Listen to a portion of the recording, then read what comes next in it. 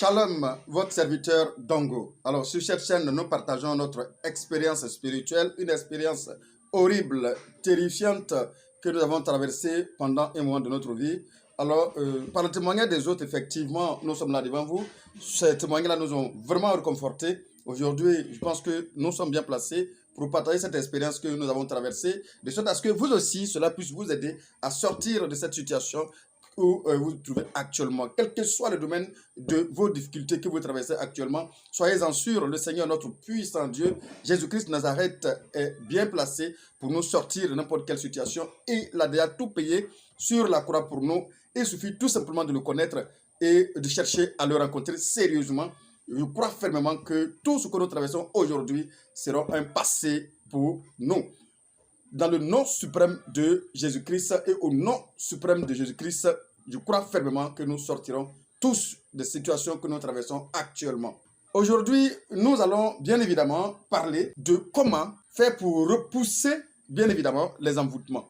Alors, expressement, nous allons parler aujourd'hui de cas d'envoûtement parce que lorsqu'on parle d'occultisme, effectivement, on voit immédiatement l'envoûtement tout simplement.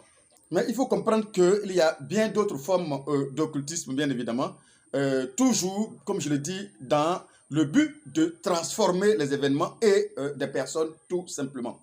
Alors, je vous ai dit tout simplement que moi-même, qui suis devant vous, je suis passé par ces eaux troubles, bien évidemment.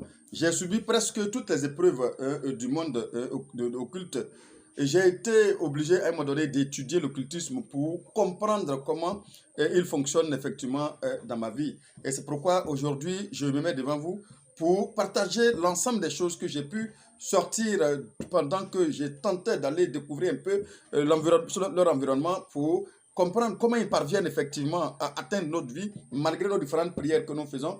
Alors, voici ce que j'ai dû comprendre durant ce temps-là, pendant que j'étais en train de faire ces recherches-là. Bien sûr, quand j'ai compris que quand on sent des choses étranges sur soi-même, bien évidemment sur son corps, il faut chercher forcément à comprendre qu'au lieu de crier, bien évidemment, à longueur de journée, Satan sort, Satan sort. Parce qu'effectivement, en ce moment-là, alors tu cries, tu vas beau prier, mais si tu ne sais pas en réalité comment il parvient à atteindre ton environnement, il est difficile pour toi de le faire sortir et de le faire partir définitivement. Alors, c'est là, je vais effectivement découvrir que ce sont des personnes volontairement ou intentionnellement qui manipulaient des esprits sur moi à travers ce qu'on appelle la magie noire. C'est pourquoi je suis triste pour ceux qui disent qu'ils sont en train de faire la magie blanche. Et la magie blanche, bien évidemment, ceux qui sont en train de faire la magie blanche sont condamnés. Ils savent effectivement qu'ils sont condamnés à continuer leur chemin parce que tout simplement, le plus souvent, ils arrivent à un niveau de non-retour. Donc, ils sont obligés de continuer et de promouvoir leur voie qui est une perdition déjà. Sinon, en réalité, il n'y a pas de magie blanche, il n'y a pas de magie qui est noire. La magie, c'est reste la magie. Et ils ont le même père qui donne leur puissance tout simplement. Et c'est pourquoi il faut faire beaucoup attention lorsqu'on te parle de ces deux cas, magie blanche, magie noire, sorcellerie positive, sorcellerie négative. Je pense que ce sont des choses juste pour nous flatter, juste pour nous mentir en réalité. Alors, la première des choses, lorsque tu te sens dans cette situation, la première étape de la délivrance, lorsque tu te sens dans cette situation, c'est d'abord la connaissance. La première étape, c'est d'abord la connaissance. C'est très important, la connaissance. Parce qu'effectivement, sans la connaissance, dans ce cas de figure, tu vas beau prier, tu pries parfois en vain. C'est pourquoi lorsque tu te sens dans une posture, tu te sens dans une difficulté, quel que soit le domaine où tu te trouves, il faut chercher effectivement à comprendre ce que tu traverses. C'est vrai, la prière, c'est bien, mais il faut forcément chercher à comprendre ce qui t'arrive. Alors, lorsque cela m'était arrivé, effectivement, je passais 90% de mon temps devant la parole de Dieu, devant la Bible. Je lis la Bible et relis la Bible à longueur de journée. Je ne sais pas combien de fois j'ai lu cette parole, je ne sais pas combien de fois j'ai lu la parole de Dieu. Mais en réalité, ces choses-là étaient là. À un moment donné, j'ai compris qu'il fallait changer la manière de lire. En fait, au départ, je lisais ça comme un livre. Et après, j'ai compris qu'il fallait tout simplement méditer. Mais croyez-moi, à chaque étape, cela m'a fait beaucoup de bien. Au départ, lorsque j'étais vraiment novice, et que je lisais comme simplement un roman, cela m'a fait beaucoup de bien. Mais lorsque je suis arrivé à une étape où Dieu même m'a dit de méditer cette parole et que j'ai commencé à méditer, cela m'a fait doublement de bien. Et il a fallu comprendre aussi, effectivement, d'aller chercher les informations chez mes ennemis. Aller comprendre comment ils agissent sur toi. Mais pourquoi, depuis tu lis la parole de Dieu, tu lis la parole de Dieu, et du coup, ils sont toujours là. Va comprendre effectivement ce qui se passe dans leur monde. Moi, je suis Esprit Saint, je suis en toi. En principe, on ne doit pas avoir de peur pour aller découvrir le monde du diable. Parce que lui, le serviteur du diable n'a pas peur pour venir lire notre parole de Dieu. La seule chose qu'ils ne font pas, regardez bien, la seule chose que les serviteurs du diable ne font pas, c'est de se laisser baptiser. Attention, pourquoi ils ne se laissent pas baptiser? Parce qu'effectivement, vous connaissez le sang du baptême. Le baptême, lorsque vous êtes baptisé, immédiatement, l'Esprit de Dieu descend sur toi. Et effectivement, maintenant, l'Esprit Saint et pur va vraiment entrer en toi. C'est pourquoi lorsque tu vas dire à un féticheur de se baptiser, tu vas le faire baptiser, il ne va jamais accepter le baptême parce qu'il sait que lorsque tu fais le baptême, ça ouvre la voie du ciel, ça ouvre la voie du Seigneur Jésus-Christ, ça ouvre la voie du Saint-Esprit à descendre et terrasser ce faible qui se dit fort en lui. Ça va le balayer carrément et s'installer. C'est pourquoi l'Esprit qui est en lui ne va jamais permettre que le baptême arrive qu'il fasse le baptême. Ça, en aucun cas. C'est la même chose comme un enfant de Dieu. L'enfant de Dieu qui va chercher la connaissance, qui va chercher les informations avec l'Esprit Saint, tu ne vas jamais même avoir l'envie d'aller faire ce qu'on appelle le rituel d'initiation. Parce que la seule chose que tu vas faire qui va vraiment faire fâcher notre Seigneur, notre Dieu, c'est quand tu vas parvenir à aller faire leur initiation. Sinon, tant que tu n'as pas fait l'initiation, tu peux avoir n'importe quelle information sur eux, ça ne va changer rien sur toi, ça ne va rien changer sur toi, ni sur ta vie, sur le physique, ni sur le spirituel. Rien du tout, du tout. Seulement, il faut que ces informations, tu puisses les connaître d'abord dans un premier temps. Quand tu les connais, tu connais comment ils agissent. Effectivement, quand ils viennent, tu sais qu'ils sont là. Et quand tu sais qu'ils sont là, tu sais, comme Jésus le dit, ils sont là, l'esprit malin arrive, mais bon, laisse-le. De toute façon, il n'a rien à moi. Quand on sait qu'ils n'ont rien à nous, effectivement, on s'en fout. Mais quand tu ne sais pas, ça devient compliqué. Pourquoi ça devient compliqué? Parce que toute chose qui arrive t'effraie. Toute chose qui arrive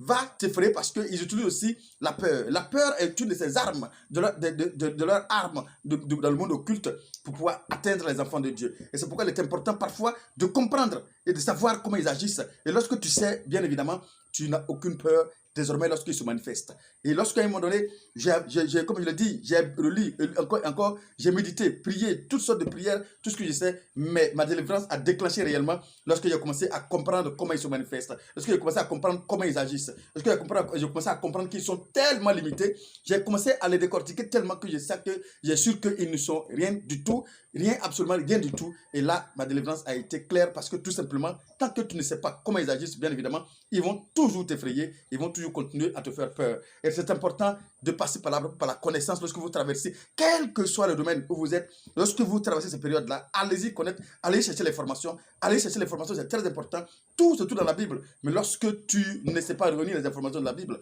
tu ne vas pas les sentir. Mais en réalité, lorsque tu parcours parfois les documents, tu vas comprendre qu'effectivement, ils ne sont absolument rien. C'est pourquoi il est important parfois de rentrer sur le terrain et découvrir ce qu'ils sont et pour leur montrer qu'effectivement, qu'ils ne sont rien. C'est pourquoi vous voyez, dans les matchs de football, les entraîneurs, ils passent tout le temps, ils passent beaucoup de temps d'abord même sur leur adversaire que sur les joueurs. Pourquoi? Parce qu'effectivement, c'est les failles de l'adversaire qu'ils doivent connaître pour pouvoir vraiment le mettre en danger. C'est le cas des occultistes. Effectivement, ils viennent dans nos paroles de Dieu pour connaître nos failles, entre guillemets, et effectivement, prendre ça pour nous contrecarrer.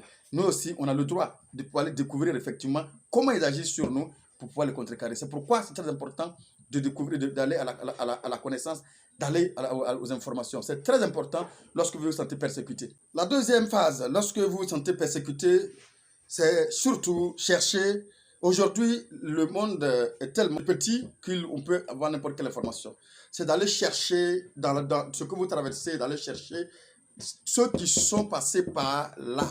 Et aujourd'hui peut-être sont sortis vivants, sont sortis prospères, mais allez-y chercher ceux qui sont passés par là et tentez de les écouter, tentez de les côtoyer, tentez de passer par leur expérience. C'est très important. Pourquoi? Parce qu'aujourd'hui, j'ai su de cette attaque que ceux qui sont mieux placés pour nous aider, c'est ceux-là même qui a traversé la période. C'est là, dans tous les domaines possibles. Celui qui est bien placé pour mieux vraiment t'aider, c'est celui-même qui a traversé la chose, qui a vécu la chose. Pourquoi? Parce que lui, il va te parler sans spéculation, il va te parler avec précision de comment il a effectué, de ce qu'il a vécu et de comment il a effectué. La preuve en est que lorsque j'étais en train de tituber, j'étais en train de souffrir, où je m'asseyais dans un endroit public où je peux voir une fumée noire qui m'envahissait, des choses qui me touchaient le corps, des choses horribles que je ressentais que personne ne voyait. Je demandais à mes amis, personne n'était capable. Ils étaient en train de spéculer. La Bible dit ceci, la Bible dit cela. Je me sentais frustré, je me sentais vraiment mal.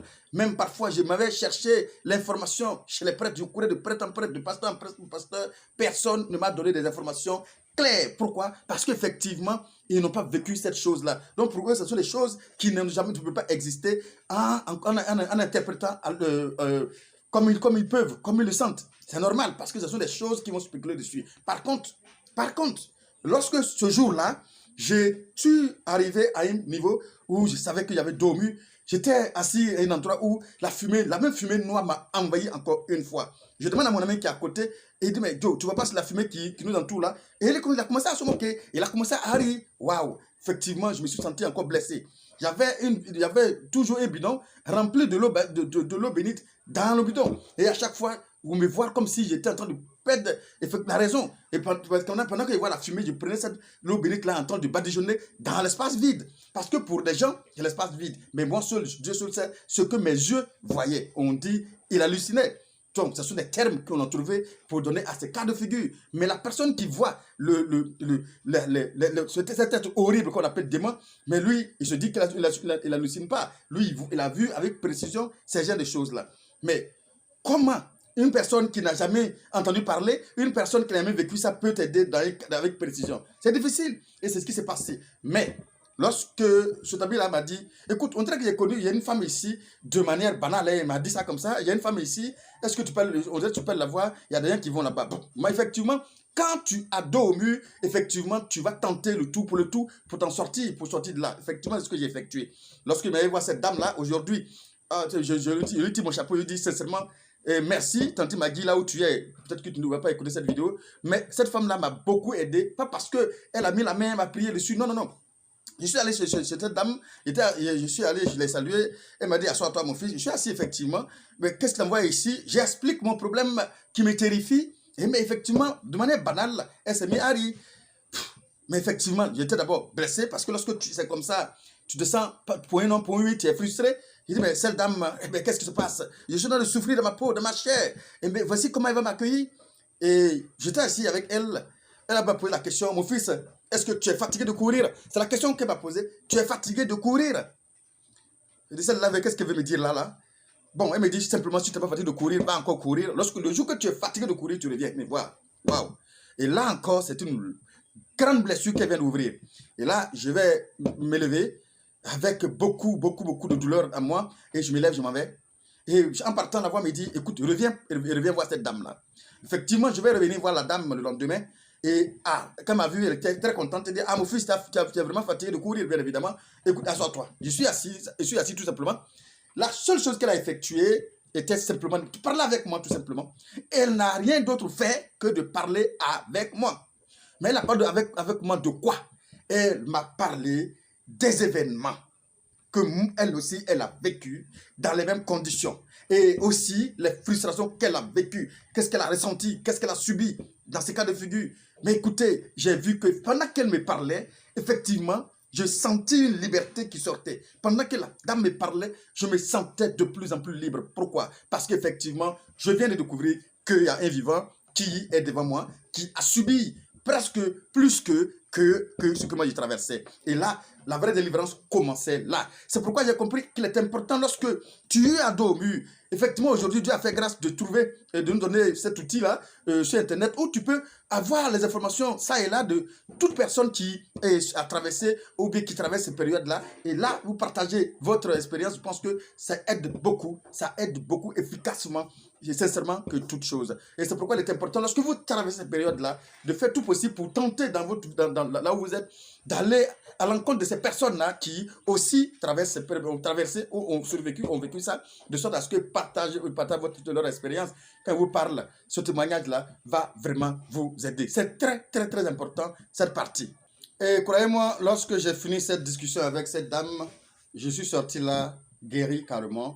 Je suis sorti là, pas que ces choses ne venaient plus, hein, mais j'étais fortifié, j'avais une sorte de courage, j'avais une sorte de force, une sorte d'assurance en moi qui faisait que je banalisais ces choses qui venaient à chaque fois. Progressivement, c'est comme ça les choses vont se passer. Et elle m'a partagé un peu qu'est-ce qu'elle a fait, et c'est effectivement. Mais croyez-moi, en réalité, Dieu a toujours un chemin pour chacun. Et lorsque tu découvres peut-être ces vidéos, vous pouvez pratiquer les mêmes choses. Ça va beaucoup faire des résultats énormes sur vous. Par contre, mais pendant que vous prenez vos chemins, Dieu va vous orienter votre propre chemin qui va être efficace pour vous-même. Et c'est important de partir de l'expérience en s'appuyant de là, effectivement, pour pouvoir frayer son propre chemin et sortir de la situation que tu traverses.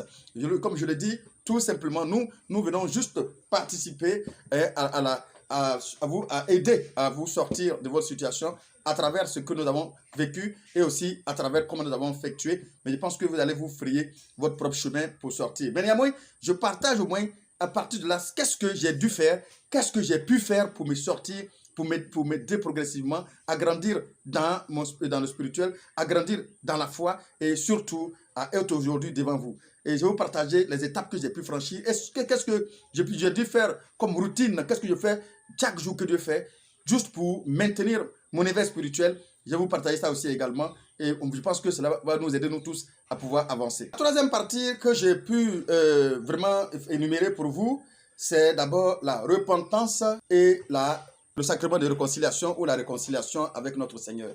Il faut comprendre qu'en général, ces choses-là nous arrivent bien évidemment lorsqu'on s'éloigne en réalité de Dieu.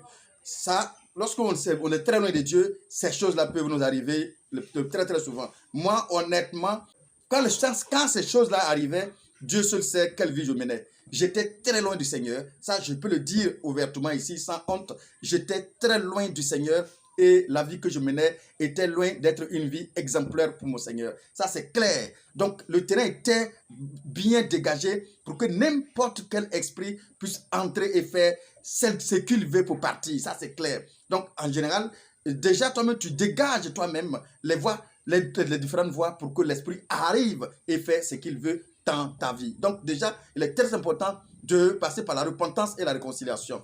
En plus de cela, parfois on pose des actions de manière mensongère. Par exemple, je prends quelqu'un qui veut avancer, il va rencontrer quelqu'un, un marabout, un féticheur qui lui dit, écoute, moi je peux t'aider à le faire, voici tel sacrifice, voici telle chose qu'il faut faire tout simplement. Pour toi, tu n'es pas parti pour faire du mal, tu es parti juste pour chercher de quoi avancer, mais tu ne sais pas que tu viens d'ouvrir la voie de l'enfer dans ta vie. Malheureusement, ce sont des choses qui nous arrivent aussi également. Par ignorance, nous signons des pactes, par ignorance, nous donnons au diable sans se rendre compte. Mais après, quand on va le découvrir, c'est déjà trop tard. Donc voici une raison encore de passer par la repentance et la réconciliation. C'est très important. Quand les portes sont ouvertes, le diable a accès à ta vie et rentre quand il veut et comme il veut et fait ce qu'il veut et où il veut. C'est comme ça, il faut comprendre la chose. Donc, c'est très important de passer par la repentance et la réconciliation. Encore, ce qui peut provoquer ces genres de choses dans notre vie, c'est de manière ancestrale. Nos parents ont vécu avant nous et ils ont adoré des entités avant nous. Donc, du coup, lorsque nous naissons, ces parents pensent que ces entités leur ont fait tellement de bien qu'ils donnent déjà ses enfants à ces entités. Alors, c'est très important de savoir que la parole de Dieu a dit que Dieu nous punit jusqu'à la 4e génération. Ça veut dire que tout simplement, tout ce que nos parents ont effectué, nous sommes déjà incriminés parce que tout simplement, nous sommes déjà dans cette punition jusqu'à la 4e génération. Mais c'est pourquoi cette partie, ce qui va venir, va être très importante parce que tout simplement, il faut comprendre que tant qu'on est resté encore lié aux choses que nos parents ont effectuées, nous sommes coupables des choses que nos parents ont effectuées. Et c'est pourquoi la repentance et la réconciliation est très très importante, bien évidemment, pour sortir de cette situation. Alors, dans ce cas de figure, pour les catholiques, par exemple, ils ont ce qu'on appelle le sacrement de réconciliation, bien évidemment. Alors, ce sacrement de conciliation dans le milieu catholique est tellement puissant, qui aide beaucoup, qui peut vous aider aussi également. Vous, si vous êtes catholique, effectivement, vous pouvez l'utiliser pour vous réconcilier avec le Seigneur, notre Jésus-Christ de Nazareth. Tout simplement, c'est votre foi. Je ne vous en veux pas, chacun à sa foi. Ici, je parle pour aider tout simplement. Je ne suis pas là pour tout simplement parler de la confession religieuse de chacun. Alors, le sacrement de réconciliation est un sacrement très, très puissant, bien évidemment, pour vous aider à sortir de cette situation. Maintenant, pour toute personne qui aurait fait des liens ancestrales ou des liens avec le monde occulte sans se rendre compte tout simplement, il faut d'abord renoncer à ces liens-là. Alors, il faut faire une prière de renoncement. Tu dois renoncer et briser les liens qui vous lient. Il faut briser ces liens qui vous lient avec vos papas, avec vos mamans. Il faut les briser effectivement et renoncer carrément à votre ancienne paternité, à votre ancienne maternité. Dans votre prière, vous allez dire, tu dis le nom de ton père et le nom de ta mère et tu lui dis tout simplement, je ne suis pas ton enfant. Dans la prière, de manière spirituelle bien sûr, dans le monde spirituel bien sûr. Dans le monde spirituel, tu déclares haut et fort que je ne suis plus fils de tel monsieur, je ne suis plus fille de tel monsieur. Pourquoi? Ça va délier carrément le monde spirituel. Ça va vous séparer dans le monde spirituel. Et là, physiquement, vous êtes liés, mais spirituellement, vous n'êtes plus liés. Ça veut dire tout simplement ce qu'il a effectué, l'incrimine, elle seule, ce que ton père a effectué va amortir cela. Alors, c'est très important cette prière de brisement et cette prière de renoncer à votre paternité. C'est une prière très, très importante. La prière de renoncement est une prière très, très importante lorsque vous vous sentez dans la persécution. La prière de renoncement, de renoncer à ton père spirituellement ou renoncer à ta mère spirituellement ne veut pas dire que ce n'est pas ta mère physique. Non, mais il faut renoncer à tout ce qu'elle a effectué. Il faut renoncer à la vie qu'elle a menée, elle. Et qu'effectivement, si elle doit partir, elle partira avec tout ce qu'elle a effectué. Si elle doit rester, elle va rester avec tout ce qu'elle a effectué. Et si toi, tu dois être puni, tu dois être puni pour tout ce que toi, tu as effectué. Et c'est pourquoi il est important de faire cette prière de renoncement à la paternité ou bien à la maternité et puis briser les liens qui vous lient. Il est très important de faire ces prières. Ces prières sont très, très, très importantes lorsque on se sent dans une situation de persécution ou encore dans n'importe quel... Il n'y a pas de persécution, pas de physique seulement, mais lorsque votre vie semble une vie de cauchemar, une vie de chèque, une vie de reprise à zéro, ce sont des prières qu'il faut faire régulièrement, renoncer et surtout délier et surtout briser toutes ces choses qui vous liaient. Effectivement, il est très important de faire ces prières de renoncement. Ensuite, il faut forcément lire Jean chapitre 1 en toute son entièreté et régulièrement. Il faut lire parce que tout simplement, dans ce chapitre, c'est là, nous sommes des enfants de Dieu. Et à partir de là, vous allez découvrir ta paternité réelle, effectivement, et vous vas déclarer à tout moment, je suis enfant de Dieu. Et il faut toujours déclarer cette partie, être enfant de Dieu. Je suis enfant de Dieu. Je suis enfant de Dieu. Cherchez les ce verset et lisez ça, déclarez ça régulièrement lorsque tu te sens dans une posture, dans les difficultés. Il faut montrer que toi, tu n'appartiens plus au diable et qu'il n'a plus accès, il n'a plus autorité sur toi. Alors, il faudra lui dire que désormais, tu connais ton père et que désormais, il ne va plus te mentir longtemps. Tu connais maintenant ta paternité. Tu es enfant de Dieu et co-héritier de Jésus-Christ de Nazareth, bien évidemment. Alors, il faut le déclarer très, très régulièrement. C'est très important de déclarer ces prières très, très, très, très régulièrement. Alors, n'oublie pas aussi tout simplement de lire ces versets, de lire ce chapitre de 2 Corinthiens, chapitre 5, au verset 17. Très important de lire ce verset. Lisez l'entièreté de ce chapitre, lisez ça régulièrement aussi également. Lorsque vous vous sentez persécuté, lisez ça régulièrement. Lisez ça régulièrement, mais où Jésus-Christ va te dire, si quelqu'un est en Christ, il est une nouvelle créature. Les choses anciennes sont passées, toutes choses sont devenues nouvelles. Lisez, proclamez ça régulièrement. Proclamez ça régulièrement lorsque vous vous sentez dans la persécution. Alors la persécution, pour moi, aujourd'hui, ce n'est pas forcément physique, ce que moi j'ai ressenti. Non, pas forcément. La persécution peut être l'ensemble des choses que tu effectues dans ta vie et tu essaies d'avancer comme tu peux et tu n'y arrives pas. C'est très important de savoir que la persécution va au-delà de ce que nous voyons, comme souvent nous sentons sur nous-mêmes. Et la dernière chose qu'il faut aussi savoir, la dernière chose qu'il faut aussi effectuer lorsque tu te sens dans cette difficulté, c'est d'abord la sainteté. Lorsque tu vis une vie de difficulté, il faut forcément mettre la priorité sur la sainteté. essaie de vivre une vie de sainteté, une vie où presque irréprochable. C'est vrai que personne ne peut prétendre vivre cette vie, mais fais le maximum possible que tu peux faire pour vivre cette vie de sainteté. Il est très important de le savoir. Et surtout, lorsque tu vis une vie où tu te sens persécuté, alors même si tu as peut-être des idées sur certaines personnes, évite de les haïr, évite de les haïr. Si l'esprit de haine vient en ton cœur et qu'il vienne effectivement trouver la haine en toi, effectivement, il va se greffer là pour pouvoir effectivement t'atteindre. Alors s'il vient trouver l'amour en ton cœur, s'il vient trouver la lumière en ton cœur, cet esprit n'aura rien contre toi. Donc du coup, la seule manière de repousser tout ce qui est obscur, c'est d'envoyer la lumière sur son visage, tout simplement. Et c'est pourquoi on dit toujours, effectivement, l'arme des forts, c'est l'amour. C'est-à-dire que lorsque tu développes autour de toi tout ce qui est amour, tout ce qui est limpide, tout ce qui est clair, tout ce qui est lumière, il est fort possible qu'effectivement le diable n'aura rien contre toi parce qu'il vient simplement se greffer à ce qu'il y a en toi. Jésus-Christ dit, il n'a rien à moi parce qu'il n'a pas de péché en lui. Il n'a que la sainteté en lui. Donc, le diable qui va venir en Jésus-Christ, il n'aura rien, il ne trouvera rien en Jésus-Christ. C'est tout à fait normal qu'il dise, il n'a rien à moi. Donc, levons-nous de toutes les façons, allons-y.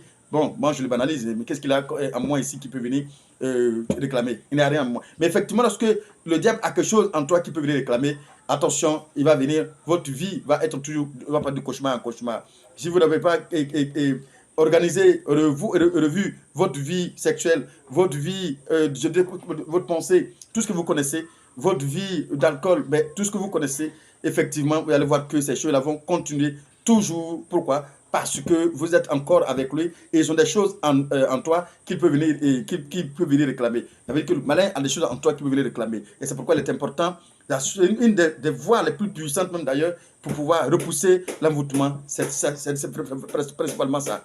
Alors ne pas haïr, même si tu sais que la personne, je ne veux pas dire d'aller te mettre dans la gueule de la personne, mais en réalité, ne pas simplement, pendant que la personne développe la haine, cherche des voies et moyens pour t'attaquer, soit cherche des voies et moyens pour l'aimer. Je n'ai pas dit tout simplement l'affronter, non.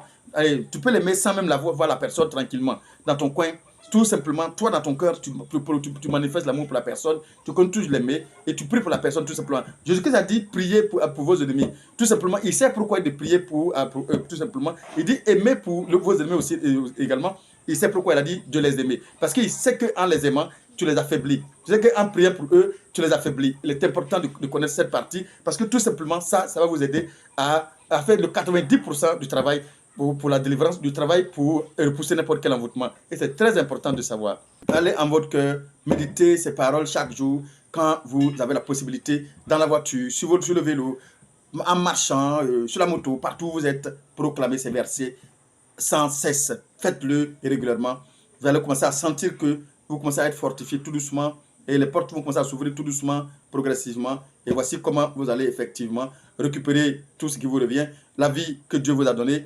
Effectivement, voici un peu comment moi j'ai procédé, ou encore qu'est-ce que je fais chaque jour à mon quotidien. Je pense que cela va vraiment vous donner aussi une voix. Vous allez créer votre propre voix. Et pourquoi pas, il y a plein de versets dans la Bible qui sont très puissants, que vous pouvez utiliser bien évidemment pour vous sortir de ces situations que vous traversez aujourd'hui.